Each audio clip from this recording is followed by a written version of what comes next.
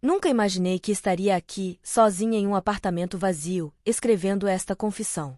Meu nome é Carla, tenho 35 anos, e em questão de semanas, perdi meu marido, meus filhos e a vida que construí ao longo de 12 anos de casamento. Tudo por causa de uma decisão estúpida, um momento de fraqueza que custou tudo o que eu mais amava. Roberto e eu nos conhecemos na faculdade. Ele era o cara popular, capitão do time de futebol, sempre rodeado de amigos. Eu era nerd tímida, mais preocupada com notas do que com festas. Foi um choque para todos quando começamos a namorar no último ano. Mas funcionava. Éramos o equilíbrio perfeito um do outro. Nos casamos logo após a formatura e, nos anos seguintes, construímos uma vida juntos. Compramos uma casa, tivemos 2 filhos maravilhosos, Pedro, agora com 8 anos, e Júlia, com 5. Roberto seguiu carreira como engenheiro civil, eu me tornei professora universitária. Tínhamos a vida perfeita, pelo menos era o que todos viam de fora. A verdade é que, nos últimos anos, as coisas esfriaram entre nós. A rotina, o estresse do trabalho, as demandas das crianças. Tudo isso foi corroendo lentamente nossa conexão. Não percebemos a tempo, não conversamos sobre isso. Simplesmente deixamos acontecer. Foi nesse contexto que André entrou em cena. Melhor amigo de Roberto desde a faculdade, André sempre foi uma presença constante em nossas vidas. Solteirão inveterado, era o tio legal que trazia presentes extravagantes para as crianças e sempre tinha uma história divertida para contar nos churrascos de domingo. Não sei exatamente quando as coisas mudaram entre André e eu.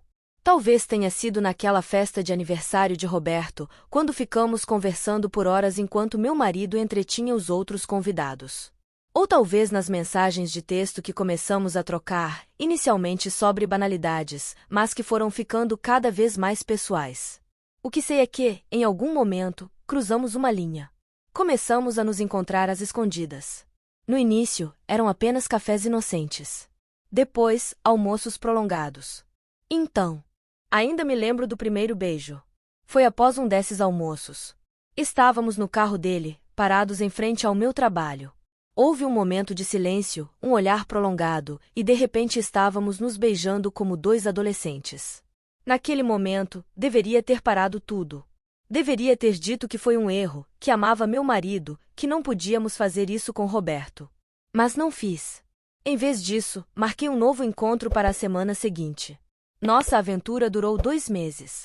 2 meses de encontros furtivos, de mentiras elaboradas, de culpa corrosiva misturada com uma excitação que eu não sentia há anos. Era errado, eu sabia disso. Mas não conseguia parar. Inventava reuniões de trabalho, encontros com amigas, qualquer desculpa para passar algumas horas com André. Usava o carro dele para ir a motéis baratos nos arredores da cidade. Tomava banho 2 vezes por dia para ter certeza de que nenhum vestígio de perfume ficaria em minha pele. Roberto não desconfiava de nada. Ou talvez desconfiasse e não quisesse ver. Ele continuava sendo o marido atencioso de sempre, perguntando sobre meu dia, cuidando das crianças quando eu dizia que precisava trabalhar até tarde. Foi numa dessas noites que tudo desmoronou. Eu havia dito a Roberto que teria uma reunião de departamento que provavelmente iria até tarde. Na verdade, estava em um motel com André. Estávamos deitados na cama, pós-coito, quando meu celular tocou. Era Roberto. Ignorei a primeira chamada, mas ele insistiu. Na terceira tentativa, atendi. Oi, amor, estou no meio da reunião. Aconteceu alguma coisa? Perguntei, tentando soar natural. A voz dele era fria como gelo. Onde você está, Carla? Sent e-mail, Sanguigler. Na faculdade, eu te falei que... Não minta para mim, ele me interrompeu. Eu estou na faculdade agora. Vim trazer os documentos que você esqueceu em casa. Adivinha? Não tem reunião nenhuma. Meu mundo desabou naquele instante. Gaguejei, tentei inventar uma desculpa, mas as palavras não saíam. Não se preocupe em voltar para casa hoje, ele disse, antes de desligar. As horas seguintes foram um borrão. Voltei para casa em pânico, apenas para encontrar minhas malas prontas na porta. Roberto estava sentado na sala, os olhos vermelhos, uma garrafa de uísque pela metade na mesa de centro. Como você descobriu? Foi tudo o que consegui perguntar. Ele riu, um riso amargo, vazio. GPS do seu celular. Achei estranho você estar tendo tantas reuniões ultimamente. Tech verificar. Você deveria ser mais esperta, professora. A conversa que se seguiu foi a mais dolorosa da minha vida. Roberto assalava, entre raiva e tristeza profunda. Gritava um minuto, chorava no outro. Eu tentei explicar, dizer que foi um erro, que ainda o amava. Mas como explicar o inexplicável? Como justificar a traição da confiança, a quebra dos votos que fizemos? Com quem? Ele perguntou finalmente, após um longo silêncio. Hesitei. Contar a verdade seria a punhalada final.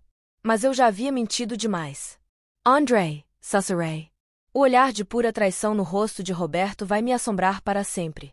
Seu melhor amigo. O padrinho do nosso casamento. O tio que nossos filhos adoravam. Em um só golpe, eu havia destruído não apenas nosso casamento, mas também uma amizade de décadas.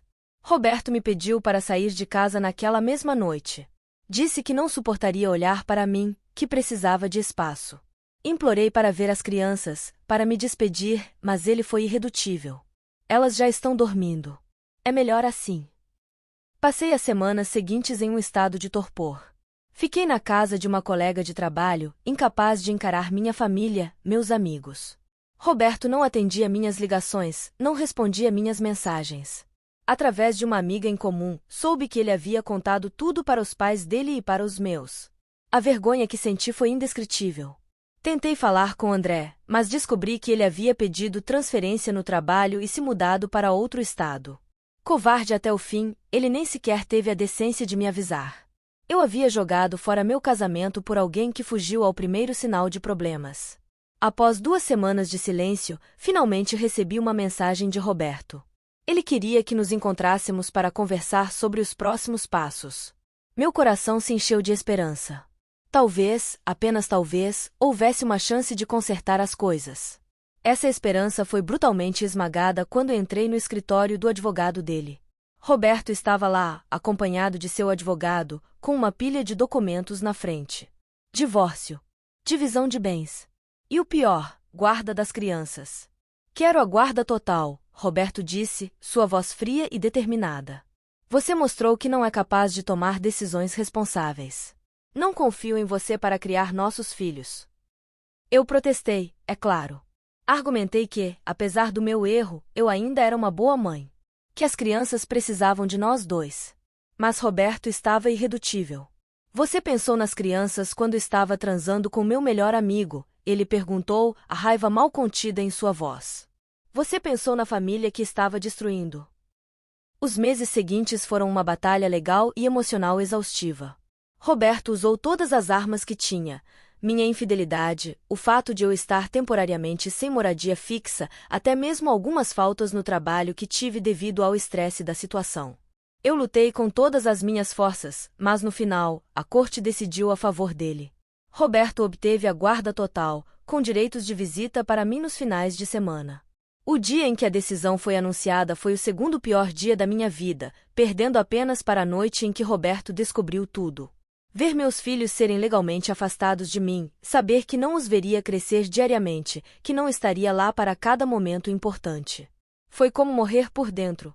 Agora, 6 meses depois, aqui estou eu. Morando sozinha em um apartamento alugado, vendo meus filhos apenas 2 dias por semana. Pedro, meu menino esperto e sensível, mal fala comigo durante as visitas. Júlia, minha princesinha, chora toda vez que tem que ir embora. É de partir o coração.